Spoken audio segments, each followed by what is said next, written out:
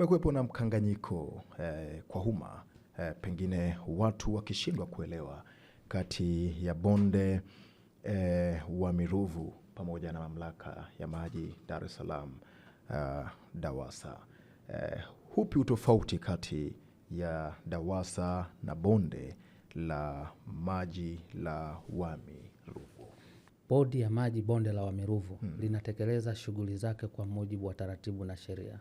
Na sheria inayotuongoza sisi ni sheria ya utunzaji wa rasilimali za maji ambayo imeelezwa kwenye sheria ya mwaka 2009 ambayo imefanyiwa maboresho na Mheshimiwa Dr. Samia Suluhu Hassan mwaka 2022. Kwa hiyo bodi yetu sisi kazi yake kubwa ni kutunza vyanzo vya maji. Sasa ukiangalia DAWASA, sisi kwetu DAWASA ni mteja. Kwa maana kwamba sisi tunatunza sehemu ile inayotakiwa maji kwenye chanzo. Na vyanzo vya maji, tunavyosema vyanzo vya maji ni nini? Vyanzo vya maji kutoka chemchem, mito, mabwawa. Hivi vyote ni vyanzo vya maji. Kwa hiyo sasa jukumu letu kubwa ni kuvitunza na kuvilinda vile vyanzo vya maji. Sasa maji yakishapatikana tunayapeleka moja kwa moja kwa mteja wetu ambaye ni DAWASA. Sasa watu wanachanganya hapo. Sisi hatumpelekei mlaji ambaye ni mwananchi Mtanzania.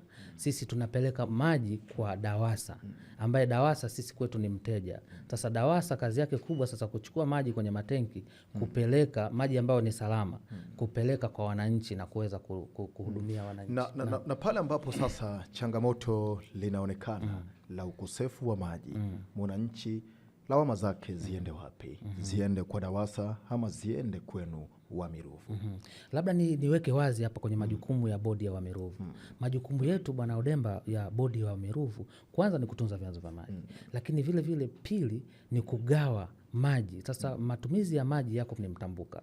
Mtu wa kwanza ambaye anatakiwa kupewa maji ni matumizi ya mwanadamu. Hiyo ni kipengele cha kwanza. Kipengele cha pili ni matumizi ya viwandani. Na kipengele cha tatu ni kugawa maji kwa ajili ya mifugo na wanyama. Kwa hiyo kwenye mifugo na wanyama hapa ndio utakuta ng'ombe na wanyama pori. Kwa hiyo na viumbe vingine. Kwa sasa sisi tukisema kwamba maji yakipungua kwa DAWASA, sisi tunahusikaje? Kwa sababu sisi tuna kipengele ambacho tunashughulika na kutoa takwimu. Tunao wataalamu ambao wanashughulika na kutoa takwimu maji chini ya ardhi na kutoa takwimu maji ya kwenye mito na maji ya kwenye mabwawa na maji ya kwenye chemchem. Kwamba tuna maji kiasi gani yanaweza yakavunwa kiasi gani. Kwa hiyo DAWASA wao wanapata takwimu kutoka kwetu kwamba sasa kina cha maji kimepungua, punguzeni usambazaji. Kwa sababu hatuwezi tukasambaza yote, au kina cha maji kimepungua, tunazuia wakulima wenye mashamba makubwa wasitumie maji yale kwa sababu mtumiaji maji yakikosekana Dar es Salaam. Nani anayepaswa kuwajibika kwa mwananchi, DAWASA ama Wami Ruvu?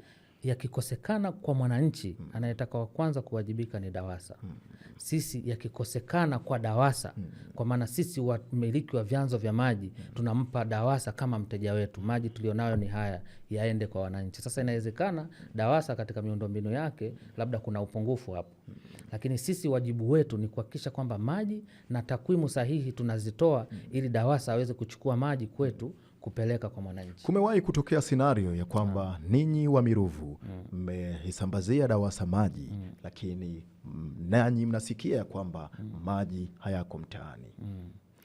Labda niseme tu wazi kwamba mara nyingi vyanzo vya maji tumesema pale mwanzo kwamba tuna maji chini ya ardhi na maji ambayo yanapatikana kwenye mito, chemchem na mabwawa.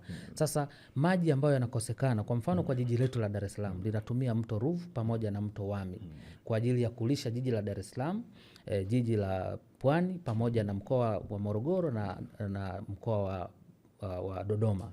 Sasa maji haya wakati mwingine hayatoshelezi, na ndio maana sasa wataalamu wetu wanaohusika na maji chini ya ardhi wanaenda moja kwa moja kufanya tafiti na kumap out. Sasa ukiangalia kule Kimbiji tuna visima vingi ambavyo sasa hivi tumeshaviorozesha, na kama unavyojua serikali imeshawekeza bilioni za mapesa kwa ajili ya kuchimba visima, lakini kuweza kupata maji ambayo yatamfikia mlaji moja kwa moja. Kwa hiyo maji yale ambayo yanatoka kwenye visima yanachangia ongezeko la maji kutoka kwenye mito ambayo imepungua, ili kuweza kufidia sasa kutoka maji haya kwenye visima yaende yakasaidiane na maji haya kwenye mito kwa ajili ya DAWASA aweze kusambaza kwa mwananchi. Mwenyekiti, kumekuwepo na malalamiko mengi ya upatikanaji hafifu wa maji katika baadhi ya maeneo yanayotegemea bonde la Wami na Ruvu, mfano hata Dar es Salaam hapa hivi karibuni tulishuhudia kadhia kubwa sana ya ukosefu wa maji. Ni wapi hasa bodi imekosea katika usimamizi wa rasilimali hizi? Mimi nafikiri upungufu wa maji umetokana na uharibifu wa mazingira. Sasa hapa ndio swala hili ambalo mimi naweza nikasema sisi kama bodi ya Wami Ruvu tunampongeza sana rais wetu Dr. Samia Suluhu Hassan kwa kuweza kuidhinisha fedha zaidi ya bilioni 330 kuanzisha mradi mkubwa ambao ule mradi kimsingi uliasisiwa na rais wa kwanza wa Jamhuri ya Muungano wa Tanzania, ndugu yetu mzee wetu Julius Kambarage Nyerere. Mwaka 1961 Julius Kambarage Nyerere alikuwa na wazo hili kwamba jiji la Dar es Salaam idadi yake ya watu inaongezeka sasa, na shughuli za kiuchumi za nchi hii zinategemea jiji la Dar es Salaam, lakini maji ya kutegemea mto wa Wami pamoja na Ruvu hayatoshelezi. Nini cha kufanya? Kwa alikuwa na wazo la kutengeneza hili bwawa. Sasa kwa serikali ya awamu ya 6 ya ambayo inaongozwa na mama yetu Dr. Samia Suluhu Hassan imehakikisha kwamba tunapata fedha ambao tumeanzisha bwawa la Kidunda, na kama unavyoona mheshimiwa waziri wetu wa maji halali anachangamka kuhakikisha kwamba bwawa lile la Kidunda ambalo ujenzi wake umeanza 2023 na sasa mwaka huu bwawa lile linaenda kukamilika. Na nikwambie tu Bwana Odemba, lile bwawa la Kidunda linaenda kukamilika, litakuwa na uwezo wa kuzalisha lita bilioni 190 wakati kiwango cha matumizi ya maji Dar es Salaam ni lita milioni 570. Kwa hiyo sasa unaweza kuona tunaenda kuwa na bwawa kubwa ambalo linazalisha lita bilioni 190 wakati sisi Dar es Salaam na Pwani pamoja na Morogoro tunahitaji maji lita milioni 500 kwa siku. Kwa hiyo tutakuwa na kiasi kikubwa sana cha maji ambacho hatutakuwa tena na kadhia hii ya ukame au na kadhia hii ya kukosa maji katika matumizi ya mwanadamu, lakini matumizi pia ya viwanda. Kwa hiyo lile bwawa ambalo Mheshimiwa Rais ameidhinisha litaenda kusaidia matumizi ya binadamu, lakini vile vile shughuli za kiuchumi kwa maana mashamba makubwa, wawekezaji wakubwa, lakini vile vile lile bwawa litaenda kuzalisha umeme zaidi ya megawati 20 zitatokana na ongezeko la maji ambayo tunayavuna kupitia lile bwawa. Sasa wajibu wetu ni upi kama bodi ya Wami Ruvu? Kuhakikisha kwamba lile bwawa ambalo ni dhamira ya dhati ya Mheshimiwa Rais halikosi maji. Kwa hiyo sisi wajibu wetu ni kushirikisha jamii inayozunguka lile bwawa la Kidunda, kuhakikisha kwamba vyanzo vyote vya maji vinatiririsha maji kuelekea kwenye lile bwawa, ili lile bwawa likusanye reserve kubwa ya maji, ili hayo maji hata kama kuna ukame yaweze kutumika sasa kwa matumizi ambayo yamekusudiwa kwa maana ya binadamu, kilimo pamoja na mifugo. Umeeleza wajizi kwamba kinachopelekea maji kupungua ni uchafuzi wa mazingira. Hii inamaanisha kwamba mmeshindwa kudhibiti uchafuzi wa mazingira unaopelekea maji kuwa hafifu. Labda asante sana.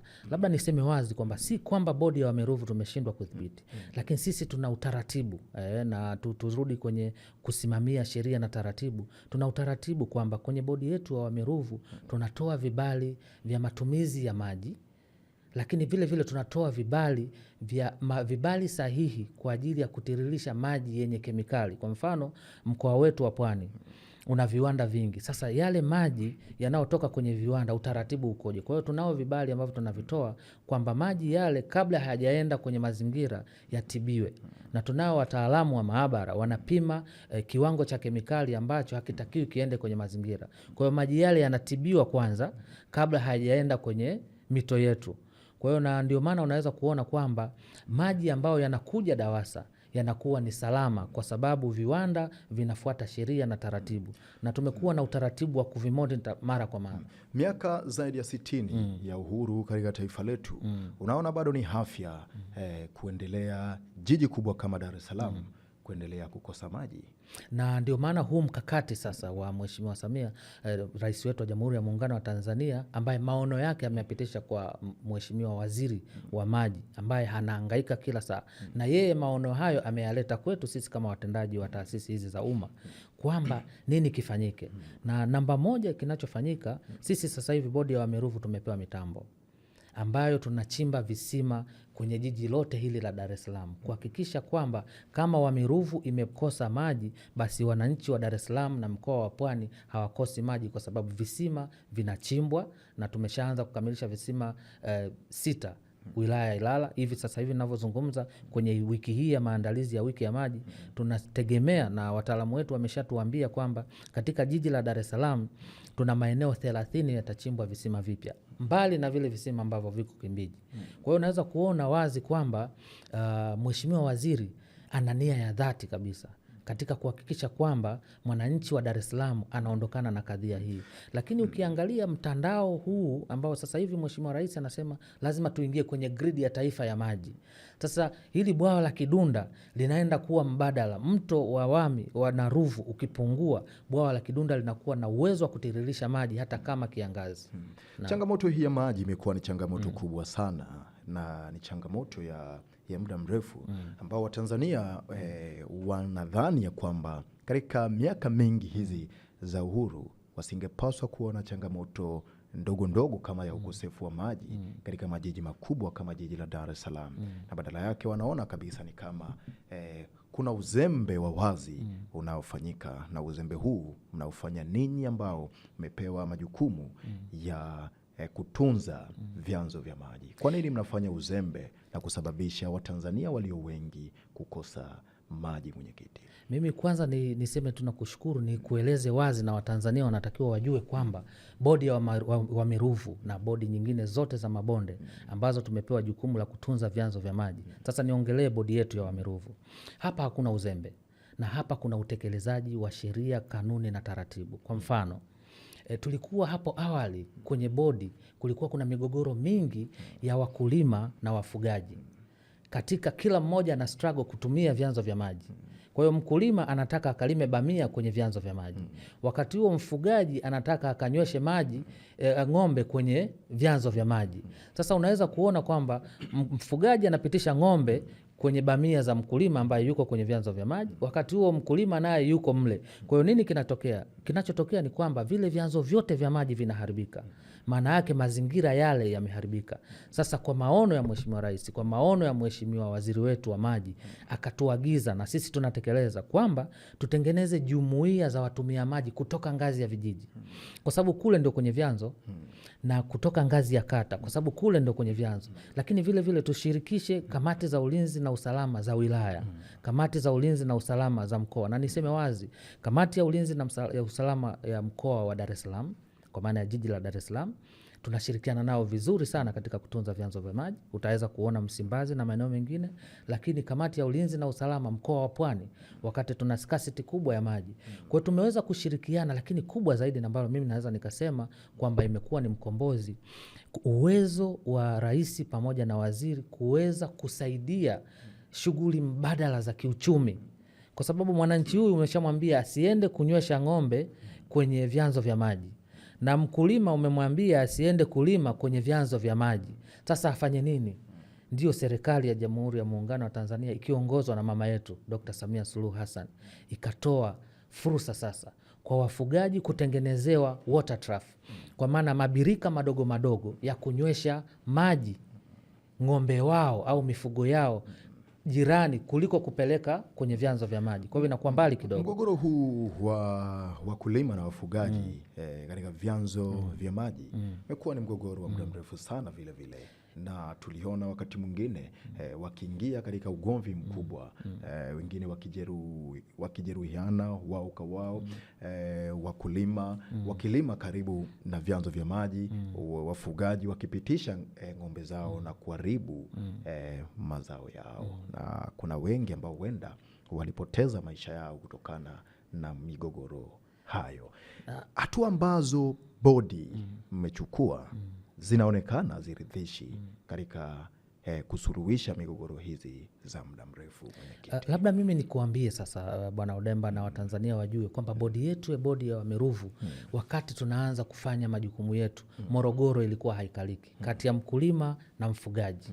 Kwa tukajiuliza swali, ili mkulima na mfugaji nini kifanyike? Ndio maana tulienda kutengeneza zile jumuiya za watumia maji, ambazo jumuiya hizo wajumbe wake ni kina nani? Kuna mfugaji mle, kuna mkulima mle. Kwa zile jumuiya za watumia maji, mfugaji anaulizwa, ili usiende kupeleka mifugo yako kwenye vyanzo vya maji, nini kifanyike? Anasema mimi nitapeleka mifugo, hata huwezi kunikataza kwa sababu atakunywa wapi ng'ombe wangu? Anasema okay, kwa hiyo kumbe kitu cha kufanya hapa, tutengeneze mabirika madogo ya kunyweshea mifugo nje ya maeneo ya uhifadhi wa maji. Na huyu mkulima naye sasa, mmeshaniambia niache kulima bamia na mboga mboga na mahindi ambayo nitaenda kuuza Dar es Salaam, soko lipo, nini nitafanya ili kuweza kupata kipato? Kwa sasa ndio tukaja na mkakati sisi kama bodi ya bonde la Wamiruvu. Mkakati wetu namba moja, kumwezesha huyu mwananchi aweze kuwa na kipato, ni kutengeneza fursa za ujasiriamali, kwa maana kwamba katika maeneo yale yale, badala ya kwenda kukata mkaa, badala ya kwenda kulima bustani, aende akaweke mizinga ya nyuki. Katika maeneo yale yale, badala ya kukata mti, aende akapande mti wa karafuu, aende akapande mmea wa mchikichi, ambayo mmea wa mchikichi utamzalishia mafuta, atauza. Kwa sababu tayari tumeshajifunza Kigoma pamoja na Zanzibari kwamba mkarafuu una thamani kiasi gani. Kwa hiyo sasa unaona nini kinachotokea? Kinachotokea ni kwamba huyu mkulima sasa, kule kwenye chanzo cha maji, kwanza kuna mzinga wake wa nyuki. Ana uhakika wa kuvuna asali, lita moja ya asali zaidi ya shilingi 20,000, na mzinga mmoja unaweza kuchukua lita hata 15. Kwa hiyo kuliko kulima bustani, anasema naenda kukagua. Kwa hiyo anaenda kukagua kwa wakati huo, moja kwa moja automatically anatulindia vyanzo vyetu vya maji. Na ndio maana unamuona mwananchi wa Dar es Salaam na maeneo mengine ana maji ya uhakika. Na kubwa zaidi ambalo sisi tunaweza tukasema tuna celebrate kama bodi ya Wamiruvu ni uwezo wa bodi kushirikisha hawa wadau na kukaa meza moja. Leo hii mkulima na mfugaji, Bwana Odemba umeongea kwamba walikuwa wanapigana, na ni kweli tulishuhudia kesi nyingi zamani za watu kupigana mpaka mapanga, risasi, fimbo, lakini sasa hivi mkulima na mfugaji wamekuwa marafiki kwa sababu wanashirikiana kwenye ulinzi wa vyanzo vya maji. Mfugaji anayo ile sehemu ya kunywesha kwa utaratibu, lakini na wakati huo mkulima anayo ile sehemu ya kuzalisha kipato chake ambacho mbali na kufanya shughuli za kilimo kwenye maeneo ya vyanzo. Kwa hiyo kwa wakati huu migogoro baina ya wafugaji na wakulima zimeisha kabisa. Kwa serikali hii ya awamu ya 6 inaongozwa na Dr. Samia Suluhu Hassan, migogoro hakuna. Na kwa sababu tu ni kwamba kamati zile za jumuiya ya maji pia zimepewa fursa ya kwenda ku-access mikopo, kwa sababu ni jumuiya ambazo zimesajiliwa. Wamepewa fursa ya kwenda ku-access mikopo ya 10%, ambayo sasa hivi imeongezwa kwa vijana, inakuwa 15%. Kwa hiyo unajikuta, kwa mfano tulikuwa tuna kamati zile za vijana wale wazalishaji kule kwenye bonde la Msimbazi, wamejiunga, wanafanya shughuli zao kwenye vyanzo vya mto na kusafisha, lakini nini wanafanya sasa cha ziada? Wanachakata vitu vingine ambavyo zamani walikuwa wanaharibu mazingira, sasa hawaharibu tena mazingira, kwa sababu kwanza ana shughuli ambazo zinamzalishia kipato. Kumekuwa na madai ya kuwa baadhi ya vibali ya matumizi ya maji vinatolewa bila ufuatiliaji wa kutosha. Bodi inathibitishaje kuwa hakuna rushwa au upendeleo yoyote inayotolewa katika utoaji wa vibali hivyo, mwenyekiti? Asante sana. Kwanza katika bodi yetu na kwa serikali hii ya Jamhuri ya Muungano wa Tanzania ya awamu ya 6, kwa rushwa hakuna, kwa sababu tunao utaratibu maalum. Mtu anayetaka kutumia maji ima majumbani, kwenye viwanda, kwenye kilimo au ufugaji, kwa sababu tuna ufugaji pia wa samaki. Labda nizungumze kuhusu ufugaji wa samaki. Unakuta wale wakulima zamani ambao walikuwa nalima kwenye vyanzo vya maji, sasa hivi bodi inawawezesha kutengeneza mabwawa madogo madogo wakafuga samaki. Sasa unaweza kuona Bwana Odemba, migogoro tena haipo kwa sababu anafuga samaki. Sasa turudi hapa kwenye vibali. Kuhusu utoaji wa vibali kuna utaratibu maalum. Sisi kama bodi, moja ya jukumu letu ni utoaji wa vibali wa matumizi ya maji. Kwa hiyo vibali hivi vinatoka kwa kujiridhisha, kwa sababu tunao wataalamu wa maji chini ya ardhi na maji juu ya ardhi. Kwa hiyo wa maji chini ya ardhi, kama unataka kuchimba kisima, sisi tuna fomu maalum, unajaza, tunakuuliza ni sehemu gani, na hiyo sehemu je, hakuna kisima kingine na unahitaji maji kiasi gani.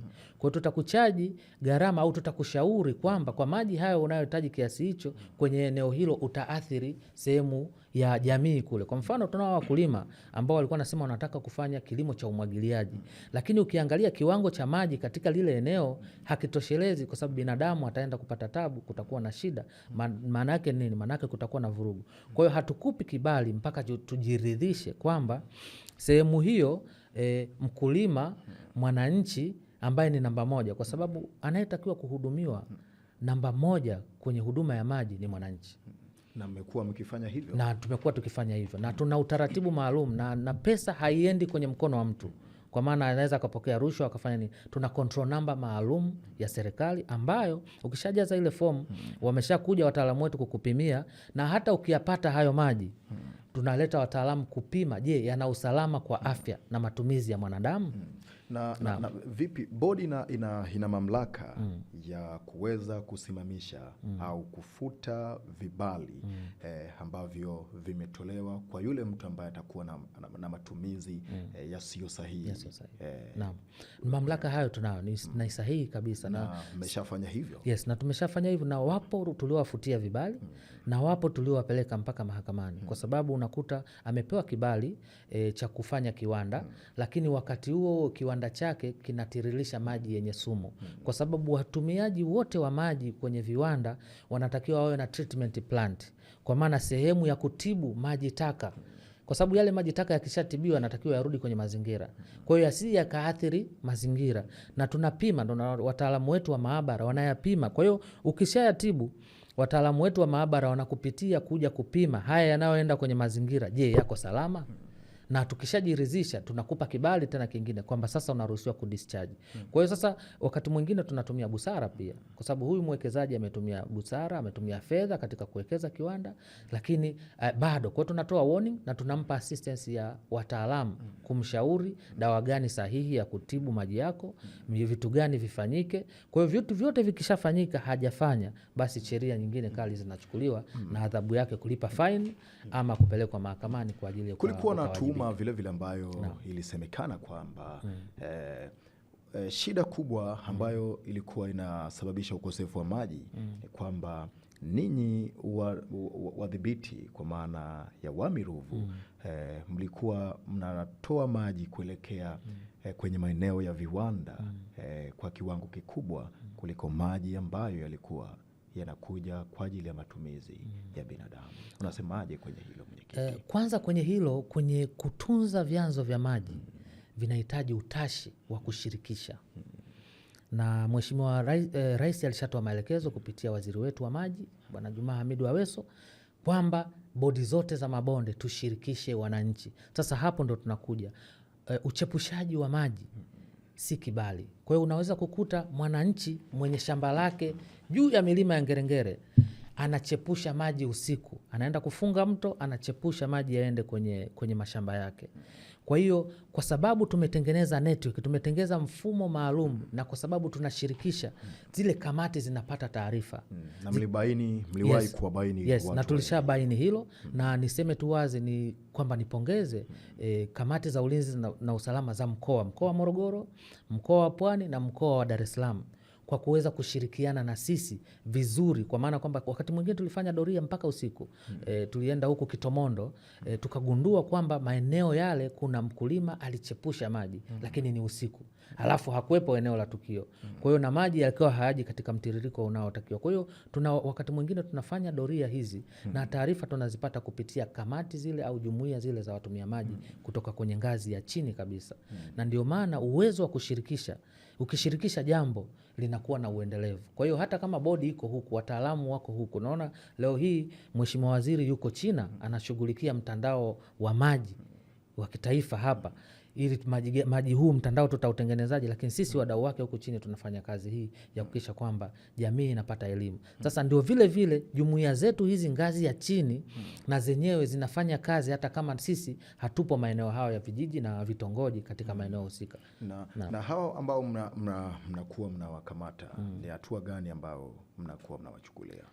Kwanza kuna fine, lakini vile vile kuna adhabu kwa mujibu wa sheria, kwa sababu hatujitungii tu sisi, ni kwa mujibu wa sheria na taratibu. Kuna faini yake na mtiririko wa adhabu yake upo wazi kabisa. Na kuna watu ambao umeshawachukulia? Yes, na kuna watu ambao tushawachukulia hatua, wengine ambao tumewapa warning, kwa sababu wakati mwingine mtu anafanya kutokujua, japokuwa sheria inasema kutokujua sheria haina maana uvunje sheria.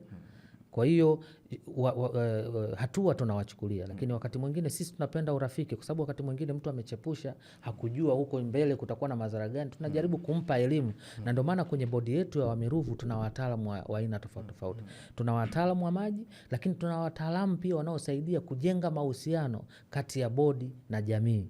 Kwa wale maafisa maendeleo ndio jukumu lao hilo, kutoa elimu.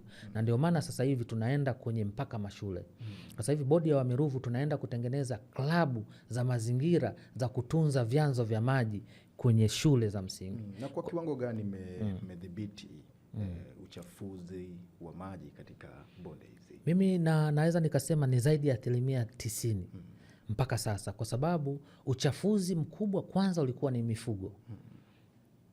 Unaweza kuona kwamba mifugo na kilimo kupita na kukanyaga vile vyanzo vya maji. Sasa tumeshaweka utaratibu wa ng'ombe wakonyeshwe wapi na kilimo kifanyike wapi, au shughuli gani zifanyike za kiuchumi kwa mwananchi aweze kupata kipato. Kwa hiyo uchafuzi wa mazingira umeanza kupungua kwa kiasi kikubwa sana, japokuwa haiondoi kwamba bodi sasa iache kutoa elimu.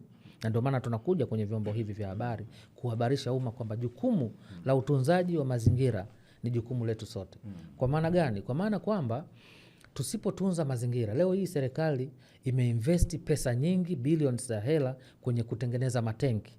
Yale matenki yanaweza kuwepo pale na yakawa na maji kama kwenye vyanzo vya maji vinatiririsha maji. Tumezungumzia bwawa la Kidunda, lakini tuna bwawa kubwa pia la Mindu. Lile bwawa la Mindu kule Morogoro ndio linalolisha maji pale Morogoro mjini. Sasa kama vyanzo vinavyopeleka maji kwenye bwawa la Mindu au bwawa la Kidunda au kwenye mito hii ya Wami pamoja na Ruvu vimeathiriwa, matokeo yake ni nini? Matokeo yake ni kwamba kutakuwa na upungufu wa maji. Matokeo yake kuna upungufu wa maji, matenki yetu yatakuwa matupu. Usalama wa nchi tunauweka mashakani. Na sisi kama bodi ya Wamiruvu hatuko tayari kuweka usalama wa nchi mashakani. Na kwa sababu gani hatuko tayari? Kwa sababu Mheshimiwa Waziri wa Maji mwenyewe hayuko tayari, na unamuona halali na anafanya kazi usiku na mchana kuhakikisha kwamba mwananchi anapata maji kama ilivyokusudiwa. Na hii anatimiza ndoto ya Rais wa Jamhuri ya Muungano wa Tanzania aliyosema kwamba mshusha ndoo mwanamama, tunamtua ndoo mwanamama kichwani. Wakati wa vurugu za Oktoba 29 ambapo jeshi la polisi liliweka watu kusalia ndani, kulikuwepo na uvumi uliovuma ya kwamba kwamba DAWASA imeweka sumu kwenye maji, na wewe umeeleza hapa kwamba maji ya DAWASA yanatoka kwenu.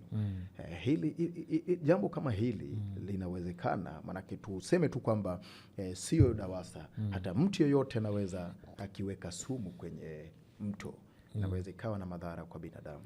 Ama ni njia gani ambazo mnatumia kupambana na mambo kama haya? Asante sana. Kwanza ni kuhakikishie hakuna maji yatakao kwenda kwenye mitambo ya DAWASA yakiwa na sumu, kwa sababu tangu kwenye vyanzo yanadhibitiwa na utaratibu. Wataalamu wetu wa udhibiti ubora wa maji wapo, wanayapima kila hatua, wanayaratibu kila hatua kuhakikisha kwamba maji mpaka yanaingia kwenye mitambo ya DAWASA yako salama.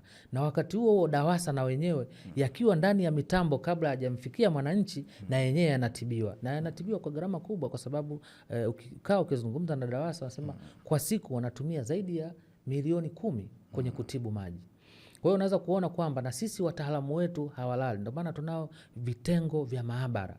Unaweza kusema hawa Wamiruvu wana hospitali. Sisi hatuna hospitali. Hospitali yetu ni kutibu maji. Hospitali yetu ni kupima maji. Kwa hiyo kwa nini tunafanya hivyo? Tunahakikisha kwamba mwananchi anapata maji safi na salama.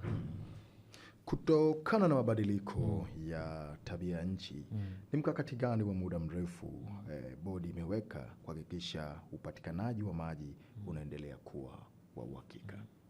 Kwanza, mkakati namba 1 ni bodi sasa kuongeza jitihada katika kuchimba visima maji chini ya ardhi, kwa sababu tumefanya tafiti, na nikwambie tu wazi kwamba bodi yetu ina wataalamu wengi. Tuna wataalamu ambao wao jukumu lao ni kufanya tafiti tu. Na wanafanya tafiti yani, wanafanya tafiti kubaini vyanzo vipya vya maji. Wapi kuna maji, kuielekeza idara nyingine, maji yako sehemu fulani. Kama nilivyokuambia, Dar es Salaam tumeshafanya tafiti hata kwenye wilaya ya Ilala ambapo spika wetu wa bunge anatokea hapo. Tumefanya tafiti, tumegundua kuna maeneo yana maji na tumeshachimba, hivi ninavyokuambia, tumeshachimba visima 6. Na leo hivi ninavyozungumza hapa kuna mitambo iko mkoa wa Pwani, mkoa wetu wa uwekezaji wa viwanda, tunachimba visima 2. Kwa maana yake ni nini? Maana yake huu ni mkakati kuhakikisha kwamba hakutakuwa na upungufu wa maji kwenye vyanzo vya maji, lakini kwenye visima pia vile vile. Kwa hiyo sisi kazi yetu kubwa, tukishakamilisha kuchimba hichi kisima tunakabidhi kwa DAWASA. Kwa hiyo sasa DAWASA kazi yao ni kupampu kutoka kwenye kisima kupeleka kwenye matenki na kumpelekea mlaji. Hiyo ni jukumu lao. Sisi kuhakikisha kwamba maji yapo na yanafika huko. Lakini huo ni mkakati namba 1 wa kuchimba visima. Lakini mkakati namba 2 ni huu sasa wa bwawa hili la Kidunda. Kulitunza, kuhakikisha uratibu wake unakwenda kama ulivyo, ili hizi lita bilioni 190 ziwepo kwa wakati na zitumike kipindi ambacho kuna shida ya maji. Lakini vile vile mkakati mwingine ambao tunauendelea ni kuhakikisha kwamba jumuiya za watumia maji zinakuwa karibu na wananchi, kwa maana kwamba wananchi ndio wenye vyanzo vya maji. Sasa huyu mwananchi ili aweze kuwa karibu na jumuiya za watumia maji au aweze kuwa karibu na bodi, maana yake ni kwamba lazima ashirikishwe. Na ndio maana bodi yetu sasa hatujajifungia, tumefungua milango kwa taasisi za umma, taasisi za kifedha, taasisi za private. Kwa mfano makampuni makubwa Coca-Cola, maviwanda makubwa ya kuzalisha bidhaa mbalimbali, tushirikiane katika kutunza hivi vyanzo vya maji. Kwa maana kwamba tukiwa na bajeti ya pamoja, tukiita wadau wa mabenki, kwa sababu leo hii benki wanahitaji watu wakafanye biashara, wawekeze fedha zao kule. Sasa kama watu biashara hawezi kufanya kwa sababu shughuli za kiuchumi zimedorola kwa sababu maji hakuna, sasa sisi watu wa vyanzo tunatoa milango yetu iko wazi kwamba watu wa mabenki tuje tufanye nao kazi. Na WWF atakuwa ni mfano.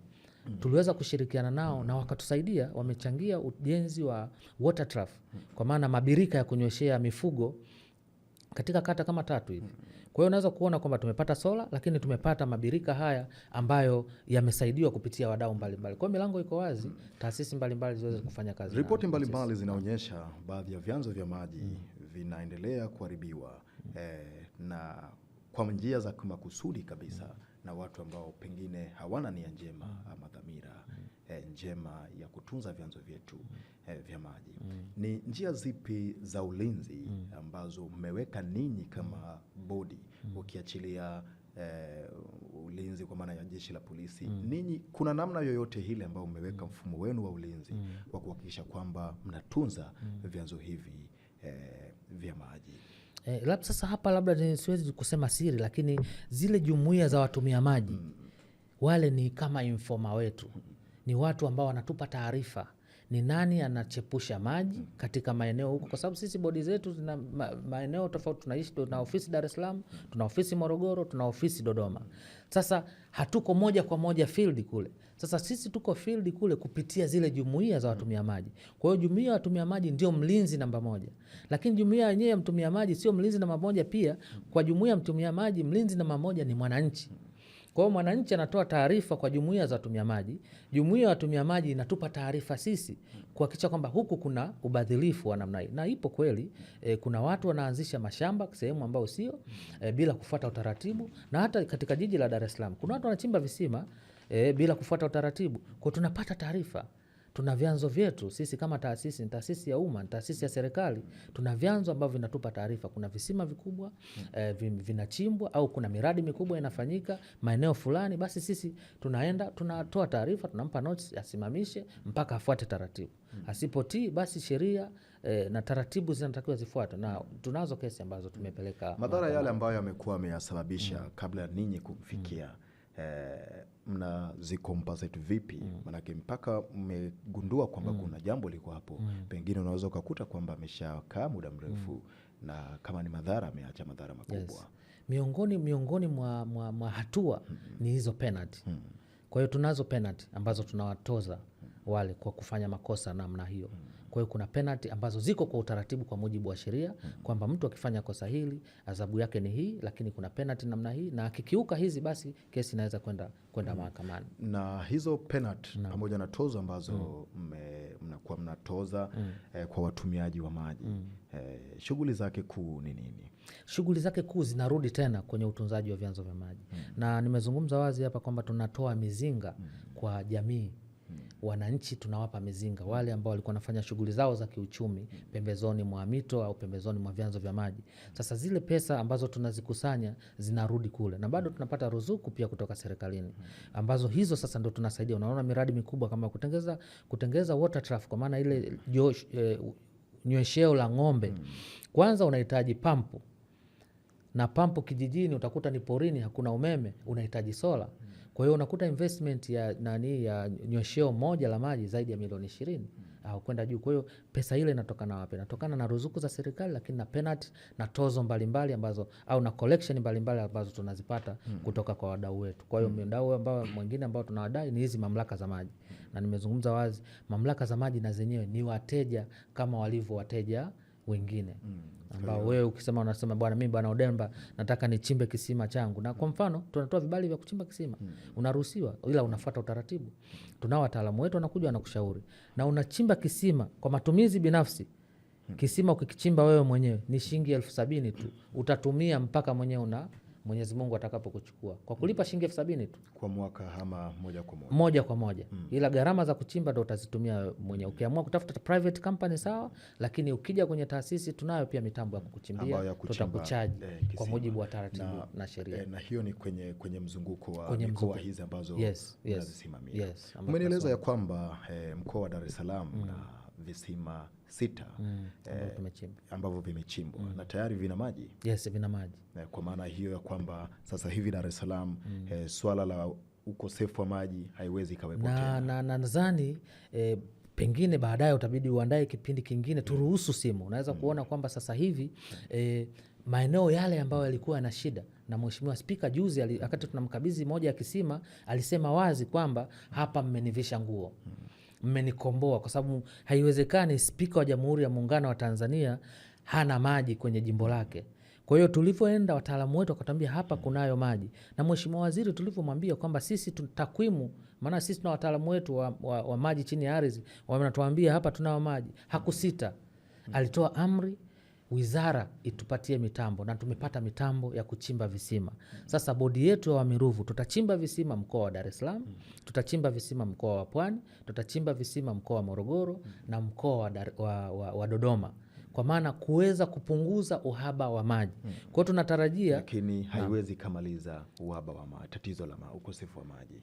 Baada ya Kidunda nakwambia na nakuhakikishia, baada ya Kidunda zile lita bilioni 190 ambayo litaenda kufuta kabisa uhaba wa maji kwa jiji la Dar es Salaam na maeneo mengine, utaoga mara 3. Kama ulikuwa unaoga mara 2, utaoga mara 3. Visima hizi 6 ambazo unasema zimechimbwa tayari na zina maji, ukiongeza na Wami, Ruvu, bado kwenu mnaona haiwezi katatua ukosefu wa maji katika jiji hili la Dar es Salaam? Mpango mfupi kwa jinsi wataalamu wetu walivyotujulisha, na tulikuwa tunasoma ripoti wiki iliyopita, wametuambia wamesha map out maeneo 30. Kwa hiyo katika maeneo 30 Dar es Salaam tayari tumeshachimba visima 6. Mwezi huu tunaozungumza, na leo hii ninavyokuambia, wako mkoa wa Pwani wanachimba visima 2, kimoja kimekamilika na sasa hivi wanaendelea na kingine. Kwa hiyo tutakuwa na visima 8, lakini maeneo ambayo tumeamapu na yote tutayafanyia kazi ni maeneo 30. Visima hivi 6 ambazo umechimba Dar es Salaam zinatoa lita ngapi? Kitakwimu na nafikiri sasa hapo kuna kisima kimoja ambacho kinatoa lita 200,000 kwa saa. Lita 200,000.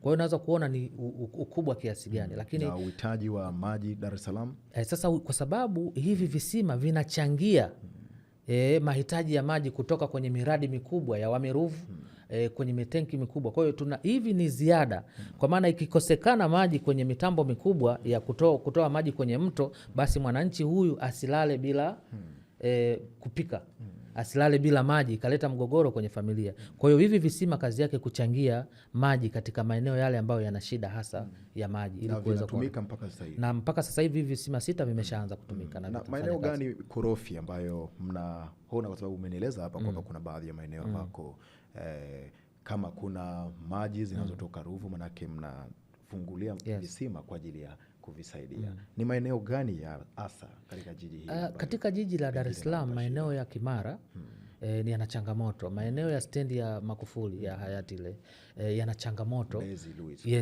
Luis yana changamoto. Na kule pia tutapeleka hii huduma ya kuchimba visima. Na visima hivi mmevichimba wapi hapa Dar es Salaam? Vimechimbwa kwenye maeneo, kwenye mitaa husika. Unajua hivi visima sio sehemu tengefu kama vile ilivyo Kimbiji. Visima ambavyo viko special, sehemu tengefu, na hiyo sehemu tumeekea beacon kabisa, zuio la watu wasifanye shughuli zao za kimifugo, ufugaji na makazi au kilimo ni Kimbiji. Lakini hivi visima tunavyovichimba, tunavichimba jirani na makazi ya watu, kwa sababu wataalamu wameturidhisha kwamba maji chini ya ardhi yapo katika jiji la Dar es Salaam. Kwa jiji la Dar es Salaam chini kuna asilimia kubwa sana ya maji. Kwa hiyo sasa wameturidhisha, kwa hiyo tunajaribu kumap out kila mtaa ambao una changamoto ya maji, tunaenda kuweka kisima ambacho kinakuwa mkombozi katika lile eneo husika. Kwa hiyo kile kisima sasa tukishamaliza tunamwambia DAWASA tuna kisima hapa.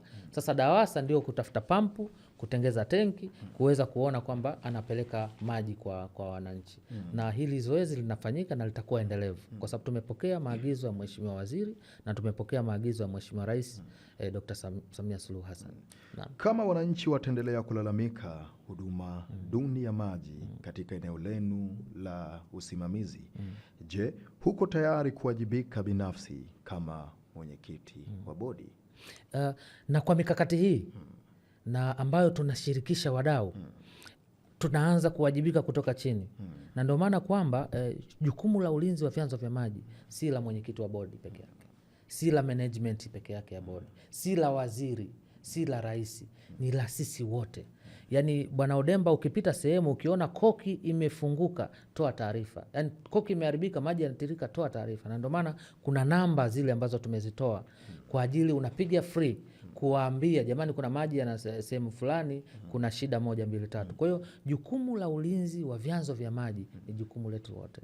Lakini jukumu la kuhakikisha kwamba maji yanamfikia kila mmoja na maji yanaenda yakiwa salama, kwa hiyo hili ni jukumu la sisi wote. Kwa hiyo muwajibikaji namba moja ni mwananchi. Kwa hiyo wewe pamoja na mimi wote tunawajibika katika hili. Hauko tayari kuwajibika? Wote tuko tayari kuwajibika katika hili. Lakini wewe kama mwenyekiti uoni ukiwajibika kwa nafasi yako? Yes, kama sasa yote yao yameshindikana, sasa mimi ni nani tena nitakaye kuwa nang'ang'ania na watu hawana maji?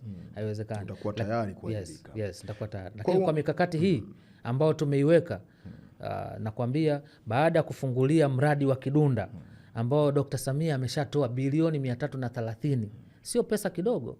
Kukubali hazina watoe hiyo pesa ni rais wa ajabu. Unajua hili wazo lilikuwa la mwaka 1961. Marais wote katikati hapa hakuna aliyotekeleza. Amekuja Dr. Samia Suluhu Hassan. Huyu dokta ambaye ni mama, ni mkombozi, ameruhusu hazina itoe bila kikwazo, na ameagiza, na tulishafanya doria kule. Nimeshuhudia mimi kama mwenyekiti ambaye ni mwenyeji kwenye bonde hili. Nimempokea Waziri Mkuu Majaliwa, amepewa maagizo ya kuja kukagua ujenzi wa bwawa la Kidunda. Lakini vile vile sasa hivi Waziri Mkuu wetu mpya Mwigulu Lameck Nchemba amepewa maagizo ya kuja kukagua maendeleo ya bwawa hili, na alikuja na kamati zote za ulinzi na usalama ya mikoa hii mitatu. Kwa hiyo unaweza kuona kwamba kusudio na nia ya dhati. Na mimi siko tayari kumwangusha Mheshimiwa Rais. Nikimwangusha waziri wangu, ina maana nimemwangusha Mheshimiwa Rais, na siko tayari. Kama Mheshimiwa Rais ametoa pesa bilioni 330 kwa ajili ya kazi hii kwenye bodi ya Wamiruvu, mimi ni nani nisiofanya kazi? Na ndio maana unaweza kuona kwamba waziri halali na mimi kutwa nazunguka, na leo nimetoka kwenye sehemu nyingine kwa ajili ya kufanya kazi, na management yetu inafanya kazi usiku na mchana. Umesema Rais Samia ni mkombozi kwa Watanzania. Na changamoto hizo ambazo zinajitokeza, umenieleza hapa kwamba Rais Samia ni mkombozi kwa Watanzania. Je, pale ambapo Watanzania wanaona changamoto mbalimbali na hazitatuliwi, ukombozi huo unaonekana? Naomba hapa ni tuweke sawa Hansard, kwa maana kwamba Bwana Odemba, taarifa zifike kwa wananchi. Ukiona mama anasema nina nia ya dhati, ana nia ya dhati kweli. Dr. Samia akisema anamaanisha, waziri wa maji akisema anamaanisha, Maana yake ni nini? Na Maana changamoto yake hizi alisema, ambazo yes, zinaonekana na alisema ukosefu wa changamoto maji. hizi siwezi kukubali ziendelee katika nchi yangu ya Tanzania. Lakini maji bado Nisikilize, hayapo mpaka nini sasa kinafanyika? hivi. Sikia, nini kinachofanyika? Kinachofanyika sasa hivi, Dr. Samia ameruhusu nchi tuanze kutengeza gridi ya maji ya taifa, na hiyo inaingia kwenye sera, na sera tayari imeshataja wazi. Na ukiangalia dira ya nchi 2050 imetamka wazi tutakuwa na gridi ya maji ya taifa. Sasa gridi ya maji ya taifa, Mheshimiwa Rais amefanya nini? Unaweza kuona sasa hivi ninavyozungumza, waziri wa maji yuko China kuenda kukisha kwamba wenzetu wamewezaje, kwa sababu China unajua, seeing is believing, yani kuona ni kuamini. China wenzetu wamepiga hatua sana kwenye masuala haya ya kuunganisha mtandao wa maji nchi nzima. Hii swala la maji washaondokana nalo, na sisi Mheshimiwa Rais kiu yake kubwa ni kutaka kukisha kwamba swala la kukosa maji si tu jiji la Dar es Salaam, Tanzania yote. Kwa mimi kama bodi naweza nikasema si tu mkoa wa Dar es Salaam, lakini mikoa yote ambayo iko chini yangu minne, kuhakikisha kwamba inapata maji. Na nini kinafanyika? Unaweza kuona sasa, unaweza kuona sasa tulikuwa tunatumia mito miwili, lakini kwenye gridi ya taifa jiji la Dar es Salaam linaenda kufaidika tena na mto mwingine, huu mto wa Rufiji. Kwa maana kwamba kuna mpango mkakati wa kuyatoa maji kutoka Rufiji kuja kwenye jiji la Dar es Salaam. Kuna habari kwamba mpaka sasa hivi kuna baadhi ya maeneo katika jiji la Dar es Salaam hakuna maji. Na ndio maana nikasema wazi hapa habari hauna habari hiyo? Habari tunazo, na ndio maana timu yetu ya watafiti, kuna baadhi ya maeneo katika jiji hili la Dar es Salaam hakuna maji. Yes, habari tunazo, na ndio maana timu yetu ya watafiti imesha map out na mitambo iko kazini, maeneo 30 ndani ya jiji Dar es Salaam ambayo hayapati maji kupitia mto Ruvu, kupitia Wami. Sasa yale tunaenda kuchimba visima kwenye eneo husika. Kwa hiyo kiu ya maji Dar es Salaam itafutika. Na mimi kama mwenyekiti wa bodi ya Wami Ruvu kuhakikisha kwamba vyanzo vyetu vya maji chini ya ardhi na juu ya ardhi vinaenda kunufaisha jiji la Dar es Salaam, lakini si jiji la Dar es Salaam tu peke yake. Hebu angalia mkoa wetu wa Pwani. Nchi imefanya mkoa wa Pwani uwe ndio sehemu ya viwanda, halafu leo hii tukawanyime maji. Haiwezekani. Una habari hata hapa tulipo sasa hivi tunazungumza maji hayatoki hapa tulipo.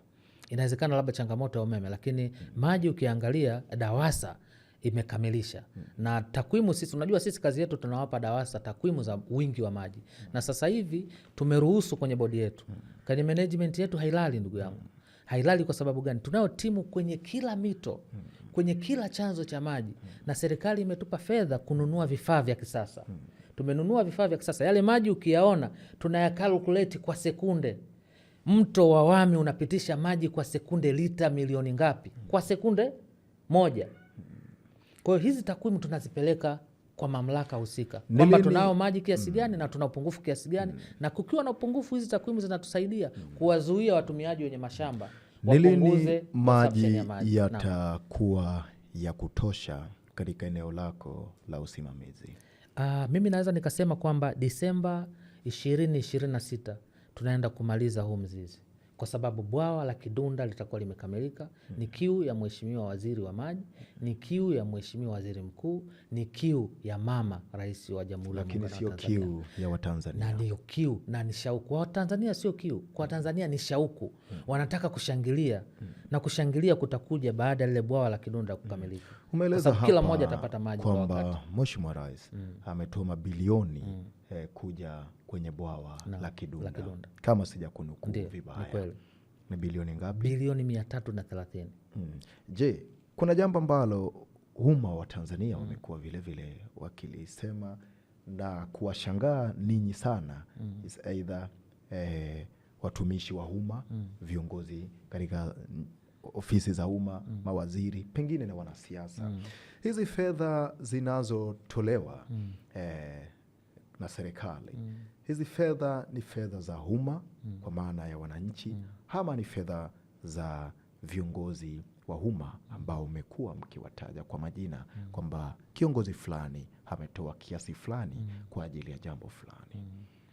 Labda niseme wazi kwa nini tunasema Mheshimiwa Rais ametoa bilioni 330. Hakuna nyumba inayokosa kiongozi. Kwa hiyo huwezi kusema ile nyumba ni ya kijiji. Haipo. Ile nyumba ni ya Bwana Odemba. Wewe ndio kiongozi. Tunaposema pesa Mheshimiwa Rais wa Jamhuri ya Muungano wa Tanzania ametoa bilioni 330. Yeye ndio icon ya nchi, na sisi tumepiga kura kumchagua yeye kama kiongozi wetu. Atakalosema yeye ametusemea sisi. Kwa hiyo yeye akitoa ndio sisi tumetoa, na ukiangalia zinatokana na kodi zetu, lakini nani ameidhinisha? Mchukua kwa mfano huu mradi wa Kidunda. Mwalimu Nyerere alianza na wazo mwaka 1961. Marais wangapi wamepita hapa? 5. Wa 6 leo hii Mama Samia Suluhu Hassan ameenda kutekeleza. Mimi niseme tu wazi, labda nikwambie kitu kimoja. Sisi kama bodi ya Wameruvu, Mama Samia hatudai. Sisi anatotudai yeye ni kusimamia fedha ambazo amezitoa. Fedha zile ni kodi za wananchi, yeye ameruhusu zitoke hazina ziende zikatengeneze bwawa kubwa, na sisi hatutakuwa kikwazo, kama anavyosema Mheshimiwa Waziri wetu wa Maji kwamba hatutakuwa kikwazo kwenye kukwamisha miradi ya maendeleo, na sisi hatutakuwa kikwazo kwenye kukwamisha ujenzi wa bwawa lile. Lugha gani ambayo inapaswa kuwa sahihi? Ni kwamba rais ameidhinisha fedha za umma kwenda kufanya jambo fulani la umma, ama rais ametoa fedha kwa ajili ya jambo fulani? Kama tumepiga kura wote, hipi ni sahihi? Usahihi unakuja hivi: kama tumepiga kura kumchagua mama kwa maana ya Dr. Samia Suluhu Hassan kuwa mwakilishi wetu, kwa maana ndio kiongozi wetu, hata ukisema yeye amefanya ni sawa. Lakini fedha ni za watu gani? Kwa hiyo sasa ukisema yeye amefanya, sasa unakuja huku wa takwimu anakuambia okay, anafanya ni kwa sababu anakusanya kodi kutoka kwa wananchi, anakusanya fedha kutoka kwa wahisani, anakusanya fedha kutoka kwa wadau mbalimbali, na ndio maana ametoa. Kwa hiyo huwezi ukataja hawa wadau mbalimbali wakati icon yetu yupo, na icon yetu kama yupo, kwa nini usimtaji? Huwezi ukasema watoto hawa ni wa kijiji wakati baba yao ni Odemba. Kwa hiyo wananchi hawapaswi kutajwa kwenye fedha zinazotolewa na serikali kwenda kufanya majukumu. Changamoto hiyo baadaye mimi pia kama mwenyekiti nitakiwa nitajwe kama mwenyekiti wa Miruvu Bwana Nixon Lutenda ametoa fedha? Hapana. Lazima tuwe na icon ambaye ni kiongozi. Sasa hivi kiongozi wa nchi hii ni Dr. Samia Suluhu Hassan.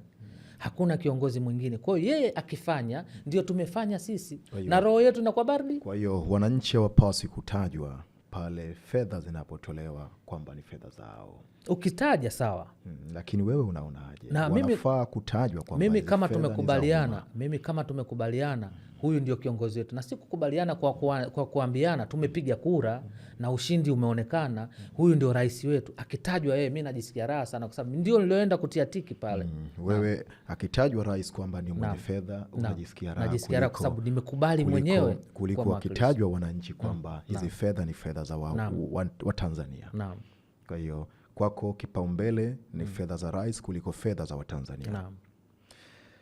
Katika uongozi wako ama kwa uongozi wako kama mwenyekiti wa bodi, ni jambo gani moja kubwa ambalo unakiri ya kwamba halijafanikiwa vizuri katika usimamizi wa rasilimali za maji na hatua hazijachukuliwa? Na hata ukijitathmini unaona katika hili kwa kweli tumewakosea hawa Watanzania. Mimi niseme wazi, nimechukua bodi hii sasa, huu ni mwaka wangu wa kwanza kama kiongozi wa bodi. Moja ya sehemu gepo kubwa ambalo naliona hatujafanya sahihi, kutoa elimu kwa umma. Kwa hiyo maanake ni kwamba taarifa ni muhimu. Yes. Tuko kwenye wiki wa maji na nimeona mkija na kauli mbiu kuelekea katika wiki ya maji. Nimeona mmekuja na kauli mbiu ya 1-5-7-5. Nimeona DAWASA wakipambania, lakini vile vile nimeona katika kurasa wenu ya 1-5-7-5. Hii ina maana gani kwa mtu asiyeweza? Na ndio maana tunasema sisi tuko ni kama vile unajua timu ya mpira wachezaji tunapasha misuli. Kwa hiyo siku ya kilele Mheshimiwa Waziri wa Maji Juma Hamidu Aweso ataenda kutoa hilo fumbo la 1-5-7-5 linamaanisha nini, na litakuwa ni ukombozi kwa Watanzania. Lakini ninyi hamjui maana. Sisi tunajua maana yake, lakini mwenye kubonyeza kitufe ni yeye mwenyewe ambaye ana jukumu kwenye wizara yetu ya maji. Kwa hiyo unajua kwenye familia hawezi kuwa kila mmoja ni kambare ana ndevu tu. lazima tuwe na kiongozi atakayeongoza. Kwa hiyo sasa sisi fumbo hilo tumeliacha hivyo, tunatengeneza shauku na hicho kitufe ataenda kubonyeza yeye. Kwa hiyo kambale wetu ni Juma Hamid Aweso. Juma Hamid Aweso. Yes. Kuelekea katika wiki hii ya maji, Wami Ruvu, ni jambo gani kuu mlilo nalo la kujivunia? Sisi kwanza tumepata heshima. Tumepata heshima. Nchi yetu ya Tanzania ina bodi za mabonde 9. Katika bodi zote za mabonde 9, sisi bodi ya Wami Ruvu tumeonekana tuwe wenyeji wa wiki ya maji kitaifa. Kwa hiyo kupewa heshima na wizara, kupewa heshima na Mheshimiwa Rais ya kuwa mwenyeji ya wiki ya maji kitaifa, tunabidi tuoneshe mambo. Na vitu gani tunaenda kuonesha? Tunaenda kuonesha wajibu wetu sisi kwa wananchi. Sio wajibu wetu sisi kwa viongozi wa bodi. Mwenyekiti, naam, rai yako ni nini tunapotamatisha? Mimi rai yangu niseme tu wazi kwamba bodi ya Wami Ruvu imefungua milango ya wananchi kuja kupata elimu ya namna gani ya kuweza kupata vibali vya kuanzisha visima, ya kuweza kupata vibali ya kuweza kuanzisha mashamba, ufugaji wa samaki. Lakini vile vile rai yangu kubwa ni kwamba ili tuwe na usalama wa nchi, lazima tuwe na uwezo wa kulinda vyanzo vya maji. Tusipovilinda vyanzo vya maji, basi tutakuwa na matenki ambayo si msaada kwetu. Tutaenda kupigia picha tu, tenki hili zamani lilikuwa na maji, kwa sababu maji tumeharibu kwenye vyanzo. Kwa hiyo wito wangu ni kwamba jukumu la ulinzi wa vyanzo vya maji si la bodi peke yake. Jukumu la ulinzi wa vyanzo vya maji vinaanza mimi mwenyewe pamoja na wewe.